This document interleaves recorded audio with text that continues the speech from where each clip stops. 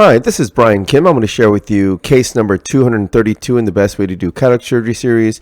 Remember, the purpose of this title is not to suggest this is the best way to do surgery, but to encourage you to think about what is your best way to do surgery, which means thinking critically of your technique and refining and honing your technique so that you can provide the very best for your patient.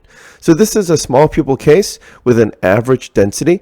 You're going to see double chop, cross chop, and the concepts of flanking the lens with the instruments to efficiently disassemble the lens. And this is all done solely with infusion pressure with no ultrasonic energy or vacuum.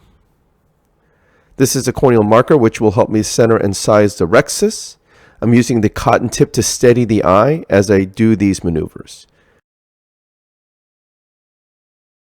I make my paracentesis incision first on the right side and then the left side, making sure I'm parallel to iris plane, which creates a nice corneal shelf, which will allow me to achieve a self-sealing incision. Again, using the cotton tip to achieve that flat approach.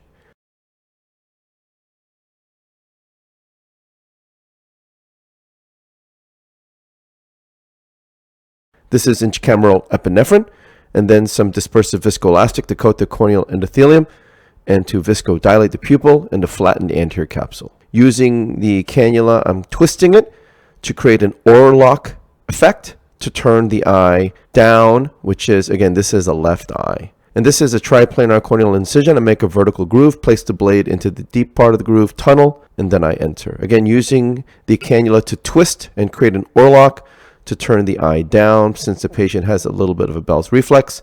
And I like to use a cannula to control the eye for the rhexis. So these are the sharp tip microforceps. I puncture the center, pull down towards me, grabbing the right side of the tear, going around circumferentially. Again, this low profile forceps gives me great confidence and ability to execute the capsular rhexis without worrying about significant radialization forces. And again, grabbing and re-grabbing as I go.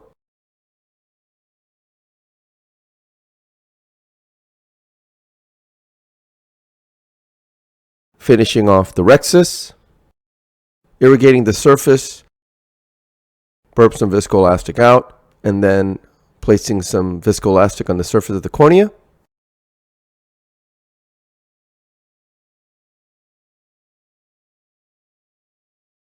And this is a capsule fornix hydrodissection technique. I'll place a cannula under the rhexis edge, contra-incisionally, point the tip down, jiggle a little bit, get a nice wave, lift the edge of the lens up to decompress the bag, push the lens back down into the bag, pushing BSS and sweeping on the left side and then the right side, and then the lens begins to spin.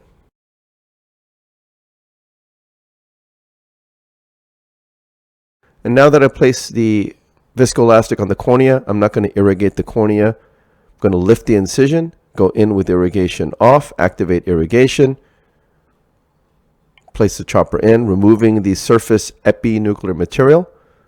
You see a nice sized pupil here. However, it's going to shrink later on. So you see I'm pronating my hand, leading with the tip of the chopper. It's nice and flat, essentially parallel to the lens surface.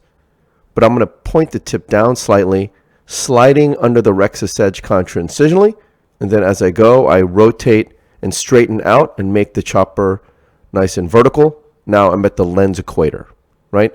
I'm tilting the phaco tip vertically, sub-incisionally. Because the lens is relatively soft, I'm able to stab the epinuclear material sub-incisionally.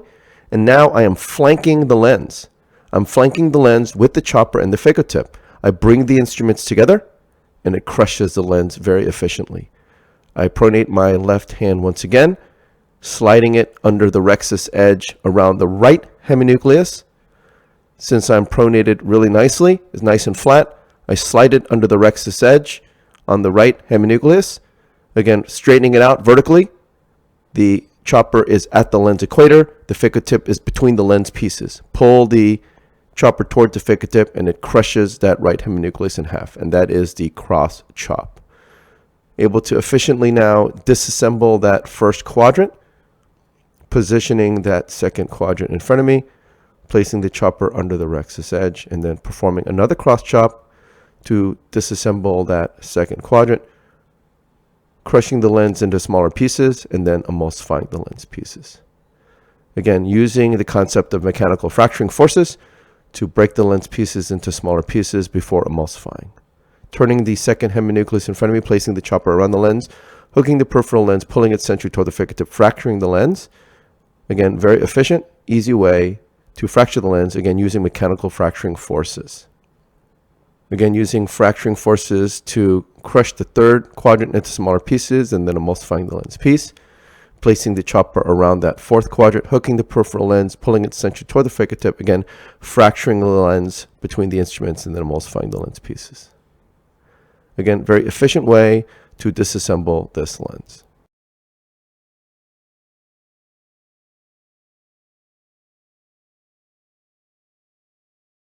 So far I have a really nice big pupil.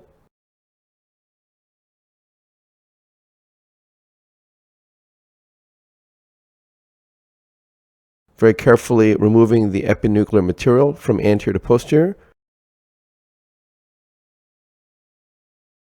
So I take the chopper out, push PSS in, take the focal tip out, and I go in with the INA handpiece.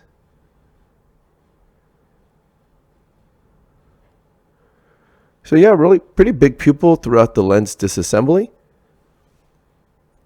And that could be because I had really good viscodilation throughout the case. Again, that's because I used minimal disruption of the viscoelastic. Again, because I perform, again, mechanical fracturing techniques, which reduces the amount of ultrasonic energy in vacuum. Removing the cortex from anterior to posterior, starting subincisionally, going around circumferentially. This happens rather efficiently here. Switching to polish mode, polishing under the rexus edge, polishing the posterior capsule as well. So you see the pupil is now coming down a little bit. And again, it's just a testament as to during the lens disassembly, the pupil was nice and big. And again, the viscodilation helped. But then the preservation of the viscodilation is really a testament to the mechanical fracturing concepts of flanking the lens with the instruments to crush the lens very efficiently using just mechanical forces only without having to keep going after lens pieces with vacuum. Every time you go after lens pieces with vacuum, you are going to be able to get the lens pieces, but you're also going to be removing the viscoelastic, which is providing that scaffold to keep that pupil nice and big. So I went ahead and pulsed the BSS into the subincisional fornix and then filling the bag with cohesive viscoelastic. And then now I'm sweeping under the rexus edge, under the left side and then the right side. You can tell with these maneuvers that this pupil is a little bit floppy. So this is, in my opinion, a floppy iris. But again, because we were so efficient with the techniques and we were very careful not to remove the viscoelastic throughout the lens disassembly portion, you didn't really see the IFIS manifest throughout the case. Injecting the single piece acrylic lens within the capsular bag.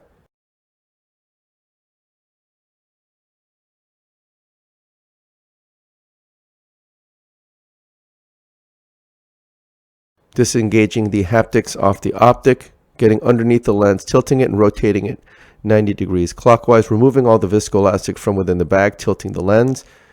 By doing it this way, you're ensuring that both haptics are within the bag.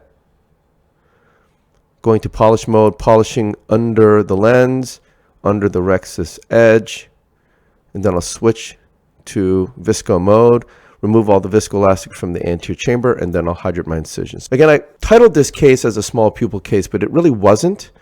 And again, I'm trying to tell you that this patient looks like this is an IFIS pupil.